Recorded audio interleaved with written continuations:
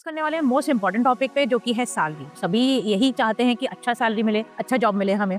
क्या क्या प्रोफाइल्स है, अगर हम एमएस ऑफिस कर लेते हैं, कंप्यूटर फंडामेंटल्स का अगर हमारे पास नॉलेज होता है, तो हमें किस किस प्रोफाइल में हमें जॉब मिल सकता है, या हमारे सैलरी पैकेज क्या होगा अगर हम गवर्नमेंटली जाते हैं या फिर प्राइवेटली जाते हैं, तो क्या हमारा करियर में ग्रोथ हो सकता है या नहीं हो सकता है।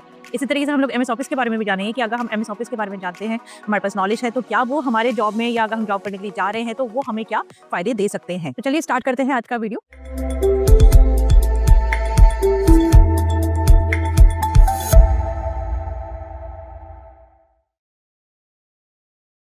Hello students, welcome back to our channel. आज हम लोग कंप्यूटर फंडामेंटल्स का जो नेक्स्ट टॉपिक है उसके बारे में देखेंगे कि कंप्यूटर फंडामेंटल में अब हमारा नेक्स्ट क्या आएगा। तो देखते हैं कि हमारा नेक्स्ट टॉपिक आज का क्या है। सबसे पहला आता है एडवांटेजेस। तो एडवांटेजेस क्या क्या है उसको समझ लेते हैं। Computers can do the same task computer can do same task repeatedly with same accuracy. जैसे कि कैरेक्टरिस्टिक में भी हमारे एक पॉइंट ये आया हुआ था कि इसमें एक्यूरेसी के साथ काम करता है। एक्यूरेसी एक हमने पढ़ा था कैरेक्टरिस्टिक, तो उसमें भी हमने ये चीज समझा था कि अगर रिपीटेटिव टास्क करना है तो वो आराम से कर सकता है। तो अब इसमें क्या है कि इसका एक सबसे बड़ा फायदा यही है कंप्यूटर को इस्तेमाल करने का, कि एक ही टास्क कई बार कई घंटों तक वो आराम से कर सकता है, बिना थके, बिना बोर होके। बट अगर हम ह्यूमन बीइंग के हिसाब से अगर बात करें, तो हम लोग क्या है कि एक ही काम को बार बार करते करते बोर हो जाएंगे, टायर्ड फील करने लग जाएंगे, है ना। तो उस काम को हम छोड़ के फिर दूसरा काम कुछ देखेंगे। तो ये सेम इशू कंप्यूटर के साथ नहीं होता है कि क्यों? क्योंकि उसके पास फीलिंग नहीं होती है, ठीक है, वो उसके पास आईक्यू नहीं होती है, ठीक है। ये चीजें हमने समझी भी थी। तो वही सेम चीज इसमें भी आ जाता है एडवांटेज में भी, कि इसमें क्या है कि जब उसके पास फीलिंग नहीं है, जब वो एक डम मशीन है, तो उस हिसाब से फिर कंप्यूटर जो होगा वो एक टास्क को बार बार करके आराम से कर सकता है, ठीक है। तो रिपीटेडली काम कंप्यूटर कर सकता है, बिना रुके, बिना टायर्ड फील करे। Computers do not get tired और बोर्ड, जो कि अभी मैंने बताया कि कंप्यूटर कभी भी टायर्ड फील नहीं करेगा, ना ही बोर फील करेगा, क्योंकि उसके पास फीलिंग नहीं है इस वजह से। Computers can take up routine task while realizing human resource for more intelligent functions. Computer जो है वो हमारे टास्क जो है वो रूटीन टास्क परफॉर्म कर सकता है। मतलब एक ही टास्क अगर डेली बेसिस में आप अगर उससे करवाना चाहते हो, आप आराम से करवा सकते हो, ठीक है। बट अगर हम ह्यूमंस की बात करें, तो जो ह्यूमंस है वो एक ही टास्क को रोज रोज करते करते भी परेशान हो जाएंगे। क्यों? क्योंकि वो उनको बोर लगने लग जाएगा एक ही काम को करना, ठीक है। तो अगर आपको सपोज अगर आपको बोला जाए कि एक ही चैप्टर को बार बार करके आपको रिवाइज करना है, रोज रोज रिवाइज करना है, याद तो आपको हो जाएगा, सॉलिड तरीके से याद हो जाएगा। बट क्या है कि आप एक टाइम ऐसा आएगा कि आप उस चैप्टर से ही बोर हो जाओगे, आपको फिर मन ही नहीं करेगा उस चैप्टर को पढ़ने का।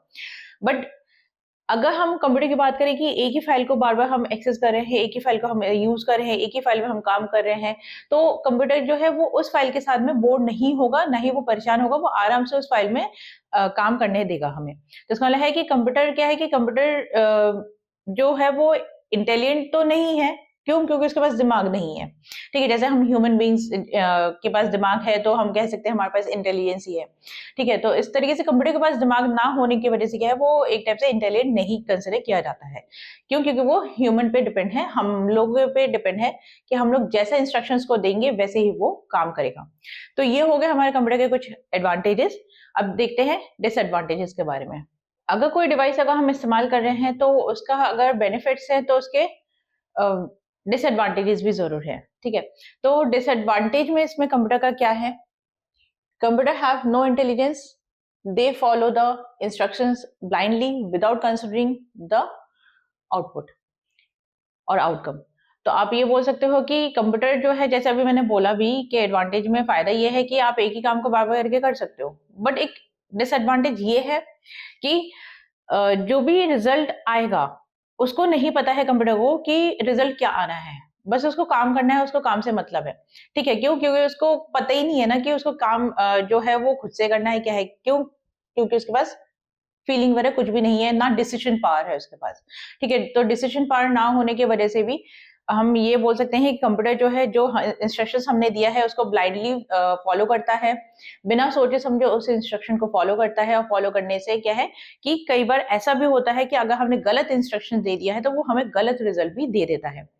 सपोज करो कि अगर आपको कोई फाइल सर्च करना है, ठीक है, अगर आप सपोज आप इंटरनेट यूज कर रहे हो और आपको इमेजेस चाहिए किसी भी फेस्टिवल का, और फेस्टिवल का अगर आपने वहां पे ना लिख के अगर आपने कोई और अगर लिख दिया कि फेस्टिवल की जगह आपने नॉर्मल लिख दिया कि इमेजेस आपको चाहिए, ठीक है, नॉर्मल फोटोज चाहिए, अगर आपने सिंपल फोटोज अगर लिखा, तो उस केस में क्या करेगा, वो जो भी फोटोज उसको मिलेगा गूगल में वो सारे फोटोज आपको दिखाएगा, ठीक है।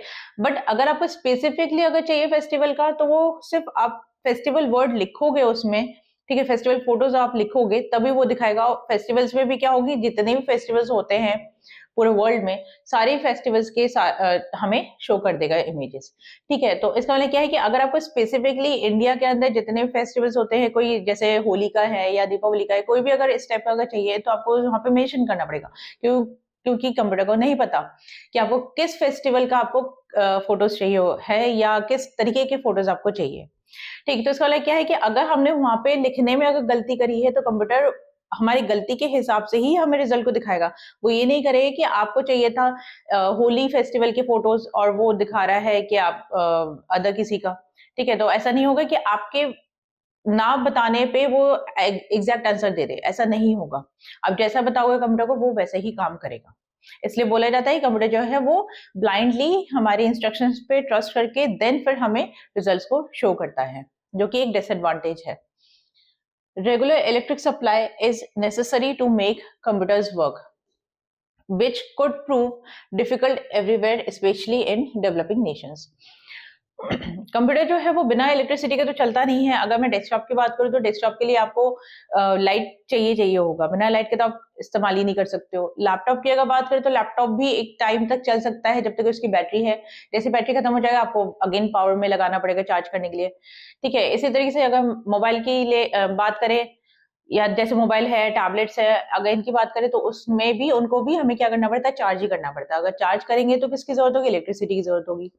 तो ऐसे कई नेशंस ऐसे हैं जो डेवलपिंग नेशंस है, जहाँ पे इलेक्ट्रिसिटी का थोड़ा इशू है। या हम किसी सिटी वाइज भी अगर लेते हैं, सिटी में भी कोई गांव है, जैसे बहुत से गांव में ऐसा है कि बच्चे पढ़ रहे हैं, ऑनलाइन क्लासेस ले रहे हैं, बट वहाँ पे क्या है कि लाइट की प्रॉब्लम है। तो लाइट की प्रॉब्लम होगी तो ऑब्वियसली चीज है, जो भी लैपटॉप वगैरह या जो भी फोन वगैरह वो इस्तेमाल कर रहे होंगे बच्चे पढ़ने के लिए, तो वो नहीं यूज कर पाएंगे ठीक तरीके से। क्यों? क्योंकि उनको क्लासेस लेने में डिफिकल्टीज आएगी लाइट की वजह से, क्योंकि लाइट वहां पे नहीं रहता है। इसका मतलब है कि कंप्यूटर जो है वो लाइट पे डिपेंड है, लाइट के हिसाब से ही चलता है। मतलब हो गया कहने का कि बिना लाइट के वो नहीं चल पाएगा, ठीक है। जब तक बैटरी वाले जो भी डिवाइसेस है, वो जब तक बैटरी चार्ज है तब तक वो चलेगा, और जो इलेक्ट्रिसिटी से चलने वाले डिवाइसेस है, वो तब तक ही चल पाएगा जब तक कि इलेक्ट्रिक सप्लाई उसको मिल रहा है, ठीक है। तो इसलिए ये भी एक टाइप से डिसएडवांटेज ही होता है कंप्यूटर का, ठीक है। तो ये तो हो गए हमारे डिसएडवांटेजेस। तो आज के लेक्चर में हमने समझा कि एडवांटेजेस एंड डिसएडवांटेजेस क्या होते हैं कंप्यूटर के। क्लास हम लोग यहीं तक ही रखेंगे। अगर आप लोगों को क्लास पसंद आया हो, तो हमारे वीडियोस को लाइक करें, चैनल को सब्सक्राइब करें, बेल आइकन को हिट करें, जिससे कि आपको हमारे नेक्स्ट क्लास का नोटिफिकेशन मिलता रहे, और अपने फ्रेंड्स वगैरह के साथ शेयर जरूर करें हमारे वीडियो को। आज के लिए थैंक यू।